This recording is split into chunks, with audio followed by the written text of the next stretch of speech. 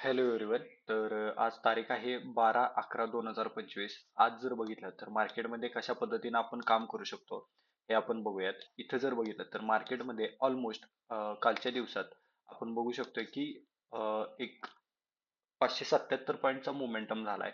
तर अशा सिच्युएशन मध्ये जर बघितलं तर इथला जो बायर आहे लोअर साईडचा म्हणजे ऑलमोस्ट आपण हे कन्सिडर करू शकतो की 57,760 पासून 57,640 पर्यंतचा जो बायर आहे तो चांगल्या प्रॉफिट मध्ये असेल.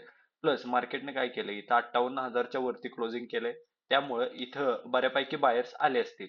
मग सिच्युएशन नुसार इथं आपण कसं काम करू शकतो? पहिली गोष्ट, जर मार्केट डायरेक्टली गॅपडाऊन ओपन झालं, एक चांगलं गॅपडाऊन ओपन झालं, तर इथले जे बायर्स आहेत, जे 58,000चे बायर्स आहेत, ते डायरेक्टली ट्रॅप होतील.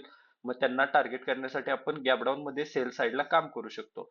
त्यानंतर समजा जर मार्केट गॅप ओपन झालं किंवा फ्लॅट ओपन झालं, तर अशा सिच्युएशन मध्ये आपण कसा प्लॅन ऑफ ऍक्शन करू शकतो? पहिली गोष्ट, मार्केटमध्ये कंटिन्युअसली बाईंग साईडचा मोमेंटम झाल्यामुळं अप्पर साईडला डायरेक्टली एसएल अवेलेबल नाहीये. तर सिच्युएशन नुसार जर गॅप ओपन झालं तर मार्केटला सेलरचे एसएल क्रिएट झाल्यानंतर एक बाईंग साईडचा ट्रेड आयडेंटिफाय आपण करू शकतो. त्यानंतर नेक्स्ट पॉईंट जर बघितला तर फ्लॅट ओपनिंग मध्ये आपण कसं काम करू शकतो? जर मार्केट फ्लॅट ओपन झालं तर फ्लॅट ओपनिंग मध्ये सुद्धा जोपर्यंत मार्केट इथं 58,000च्या सेलरला एक्झिट करत नाही तोपर्यंत आपण इथं बाईंग साईडची अपॉर्च्युनिटी डायरेक्टली ग्रॅब करू शकत नाही.